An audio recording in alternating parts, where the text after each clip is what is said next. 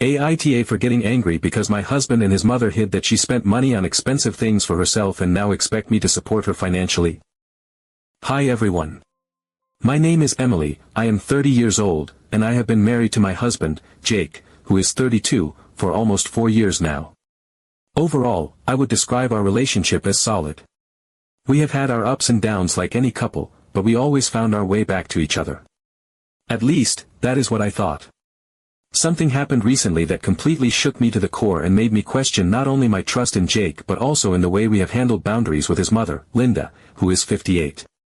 For some background, both Jake and I work full-time jobs. Jake has always made a decent income, and I have always respected him for how hard he works. About 6 months ago, I was promoted at my company and, for the first time, started earning slightly more than him. It was never something that we made a big deal about. We agreed early on in our marriage to pool our money for shared expenses like the mortgage, groceries, and utilities but otherwise kept our finances separate. I liked having some independence and so did Jake. We never fought about money, and I naively thought that we were on the same page about respecting each other's financial autonomy. Linda, on the other hand, has always had a complicated relationship with money. She loves the finer things in life: designer handbags, luxury skincare, flashy jewelry, expensive vacations to tropical resorts, and for years, she managed to fund her lifestyle through a combination of a decent retirement fund, some inheritance money from her late parents, and what she used to call savvy investments. I never asked too many questions because, frankly, it was not my business. As far as I knew, she was set for life and could afford to treat herself. That illusion came crashing down about a month ago. It started innocently enough. Jake's younger sister, Natalie, who is 27 and does not exactly have a filter, casually mentioned during a family dinner that Linda might be moving in with us soon. I nearly dropped my fork. I tried to stay calm and asked what she meant, and Natalie, looking slightly panicked, said something like, "Oh, I thought you knew," before clamming up and refusing to elaborate. The second we got home, I cornered Jake in the living room and demanded an explanation. At first, he looked like a deer caught in headlights.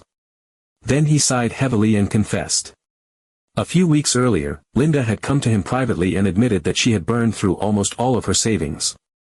Apparently, she had spent lavishly for years, justifying it to herself by saying that after decades of hard work, she deserved to finally live like a queen. Jake, feeling sorry for her and not wanting to upset me, agreed to keep it from me. He said that Linda was hoping we could support her financially, for a while, until she figured something out. I was stunned. I asked him why he thought it was acceptable to even entertain the idea without talking to me. Jake said he had been scared to bring it up because he knew it would upset me and he wanted to protect me from unnecessary stress. I laughed bitterly at that, telling him that being blindsided like this was 1,000 times more stressful than if he had just been honest from the beginning.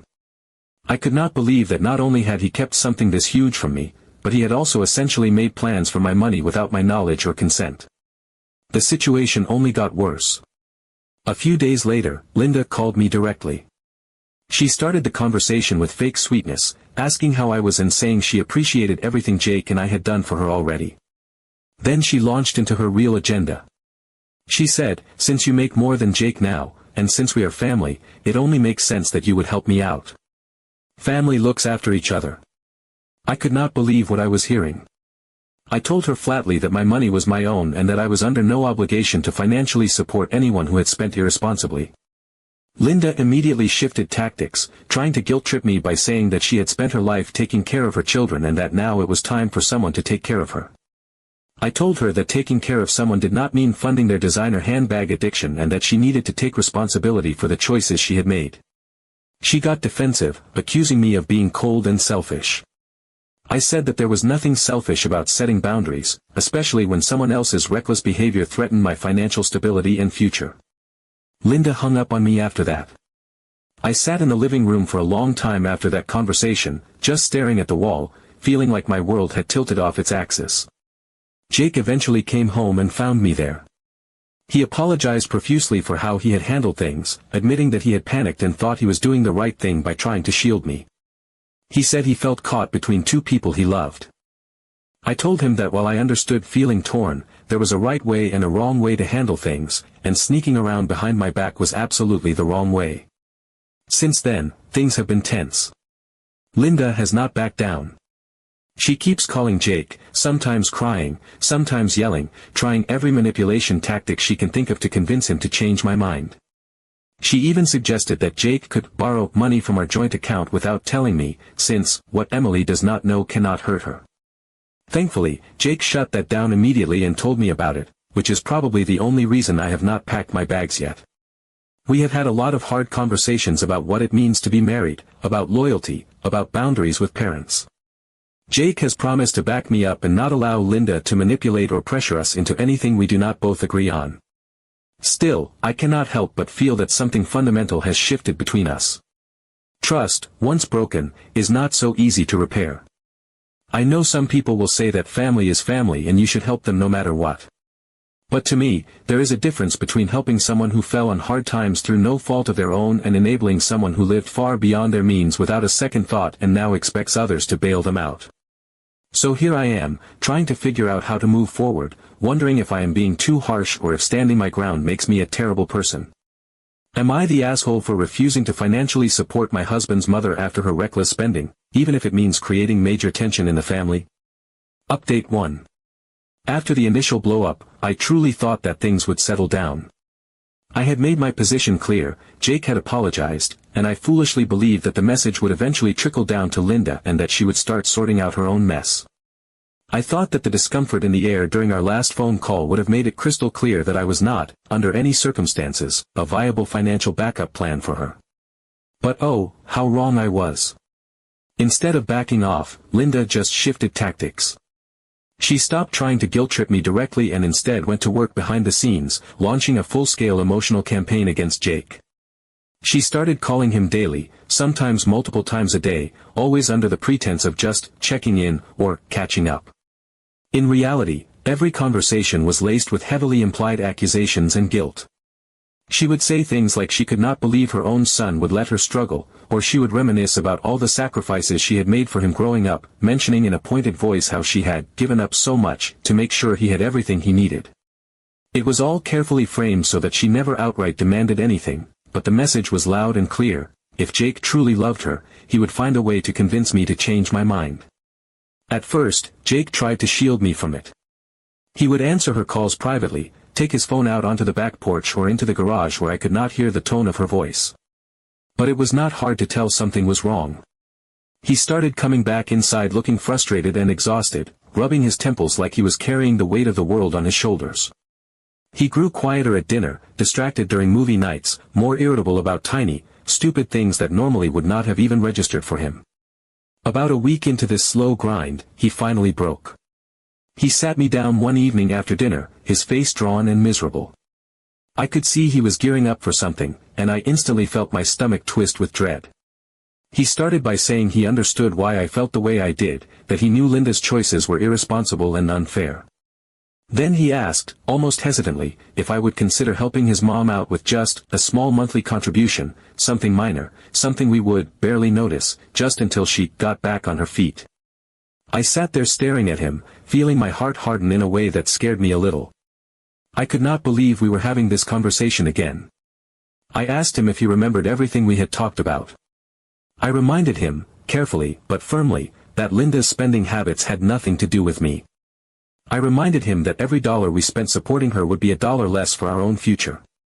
A future we had talked about and dreamed about together, saving for a better house, starting a family, having some financial breathing room so we could travel or take time off if we needed to. I told him that when Linda chose to drain her savings on luxury vacations and high-end handbags, she had not been thinking about her future. She had been thinking about immediate gratification.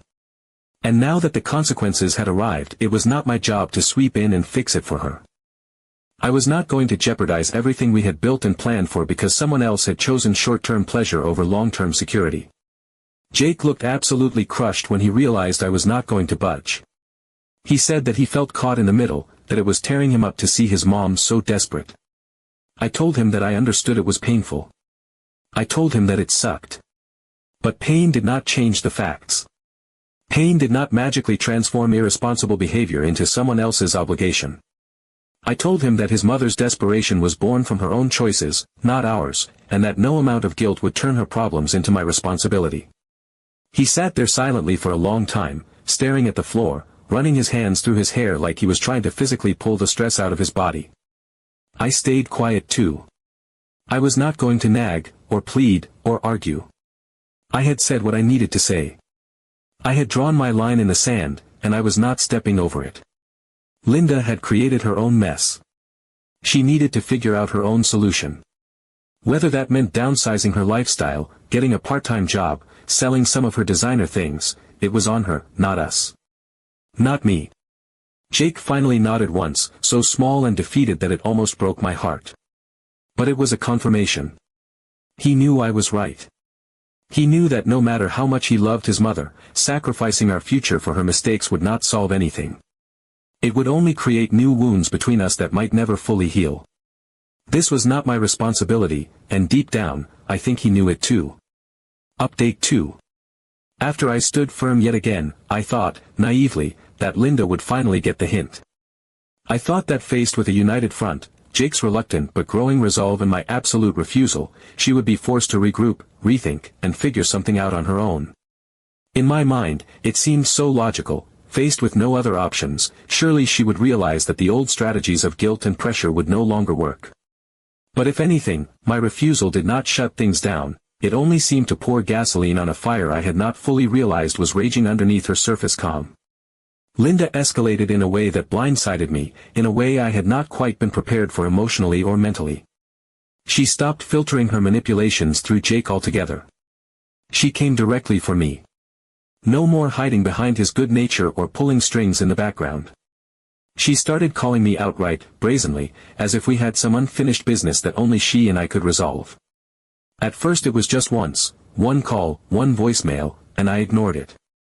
I figured whatever she had to say could wait, that ignoring it would send a subtle message that I was not open to private conversations behind Jake's back. I thought it was just a last desperate swipe at trying to guilt me. I could not have been more wrong. The voicemails started piling up. First once a day, then 2, then 3, sometimes even 4 by the time I finished my workday. They were long, rambling, emotionally charged monologues. I would play them on speaker, listening in growing disbelief as Linda detailed how it was my moral obligation to help her, how, when you marry someone, you marry their family, and how, selfish, career-focused women like you will never understand true family loyalty. Her voice would swing wildly between wounded sadness and cold fury, sometimes within the same message. Each word dripped with passive-aggressive bitterness, each sentence carefully crafted to frame herself as the noble, suffering matriarch and me as the cold-hearted outsider who had turned my back on family values. She never once acknowledged her own role in the situation. There was no apology for the years of overspending. No ownership of the choices that led to her financial freefall. To listen to her, you would think this disaster had simply fallen out of the sky, a cruel twist of fate that I was now cruelly choosing to ignore. In her mind, she had built a courtroom where I was on trial, where she was judge, jury, and victim all at once, sentencing me for crimes I had never committed. It became relentless. I would silence my phone during meetings at work, hoping for a few hours of peace, and return to find my screen lit up with missed calls and voicemail notifications. Each new message carried an escalating sense of desperation, anger, or betrayal.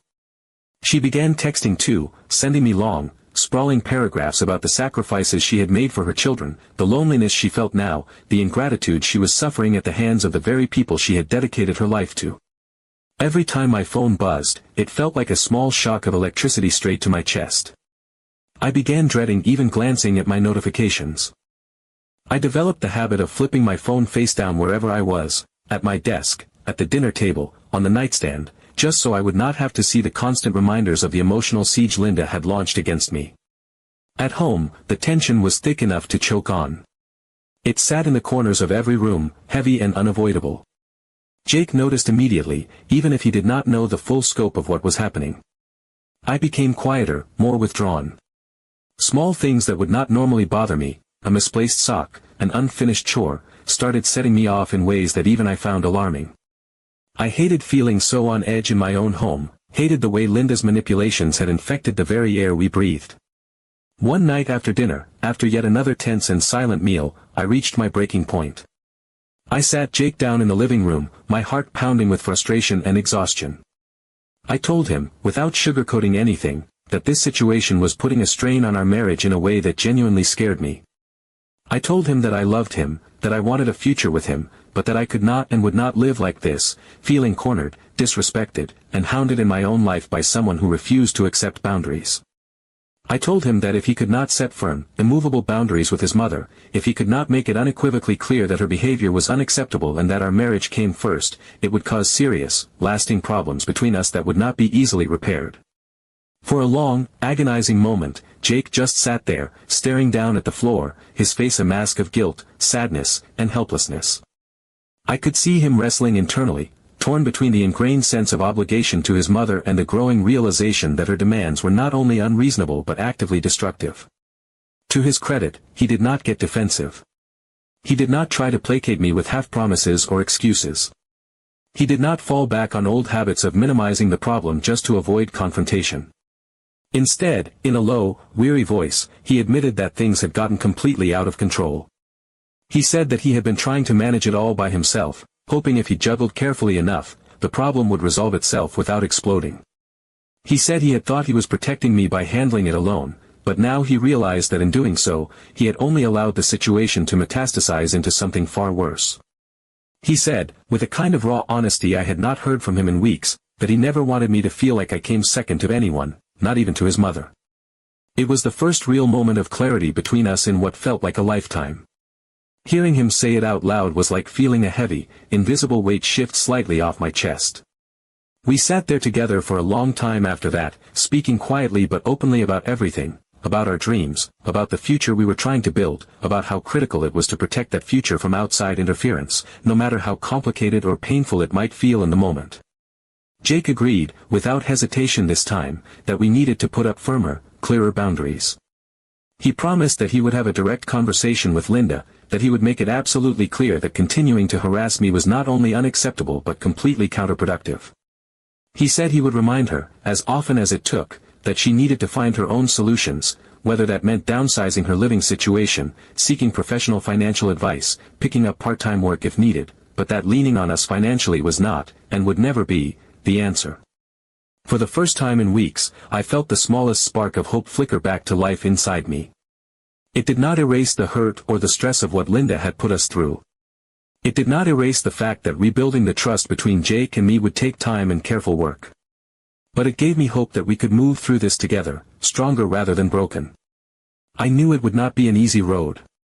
I knew Linda was unlikely to take rejection gracefully. But for the first time, I also knew that Jake and I were drawing the line together, shoulder to shoulder. And that made all the difference in the world. Thankfully, he seemed to realize how far things had gone and agreed that Linda needed to find other solutions, not just lean on us. Update 3. After all the drama, the endless phone calls, the voicemails dripping with guilt and resentment, and the intense conversations between Jake and me, we decided that enough was enough. We needed a final, definitive conversation where everything would be put on the table. No more private whispers, no more triangulating through Jake. If this was going to be resolved, it had to be done face to face, with no room for confusion. We set up a family meeting. It would be Jake, me, Linda, and Jake's younger sister Megan, the one who had accidentally let the secret slip in the first place. I think she felt a little guilty for starting the unraveling, even though none of this was really her fault, and she wanted to be there to support us. The day of the meeting, I felt physically tense, like my body knew this was a final battle. We gathered in our living room, and for a few minutes there was just awkward, heavy silence. Linda looked exhausted, stressed, but also guarded, like she still believed she could argue her way into getting what she wanted. Jake sat next to me, his knee bouncing slightly, Megan perched nervously on the edge of the chair. I started. I did not raise my voice. I did not get emotional. I laid everything out calmly but firmly. I told Linda that while I sympathized with how difficult her situation must feel, I was not going to pay for her lifestyle. I told her that spending recklessly for years without a plan for the future had consequences, and those consequences were hers to face, not ours to shoulder. I explained that Jake and I had our own goals, our own dreams, and our own financial responsibilities. We could not sacrifice our stability because she had not thought ahead. I suggested several paths she could pursue: downsizing to a smaller apartment or condo, finding part-time work to supplement her income, speaking to a financial advisor who could help her create a sustainable plan moving forward. I made it crystal clear that while we were willing to offer emotional support and guidance, we were not going to be her financial crutch. To my surprise, Megan spoke up too. She said she loved their mother, but it was not fair to expect Jake and me, especially as we were trying to build our own future, to pick up the pieces of bad decisions we had no part in. She told Linda bluntly that if she continued to expect handouts, she would drive a wedge between herself and her children, and no amount of guilt-tripping would change that. At first, Linda cried. She sobbed into her hands about how abandoned she felt, about how she had given everything to her family, only to be left alone now that she needed help. It was heartbreaking to watch, but even as she wept, I stayed firm. I had learned too much through this whole ordeal to be pulled back into the trap of guilt.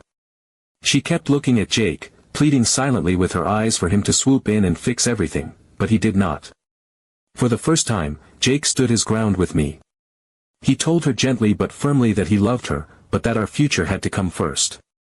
He said that he wanted her to succeed, to find stability, but that it could not come at the cost of his marriage or his own life plans.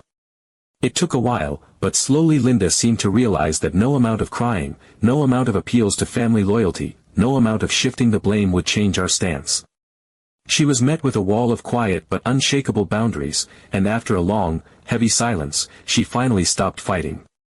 We did agree, as a gesture of good faith, to help her with a one-time sum of money, not enough to fund a lavish lifestyle, but enough to give her a safety cushion while she got her situation sorted out. We made it clear this was a one-time thing. No strings attached, but also no repeats. It has been a few weeks since that meeting, and things have calmed down dramatically. Linda has accepted, at least outwardly, that she needs to be more responsible. She said she would spend the money more wisely this time, and so far, she seems to be making better choices. She is not thrilled with me, that much is obvious. There is a coolness in her tone now, a polite distance that did not used to be there. But honestly, I do not care. Setting boundaries is not cruel. It is not selfish. It is necessary. Allowing someone else's poor decisions to dictate my life would have been the real betrayal, to myself, to Jake, and to the life we are building together. It would have created a cycle of resentment and obligation that could have poisoned everything we have worked so hard for. I am proud that I stood my ground.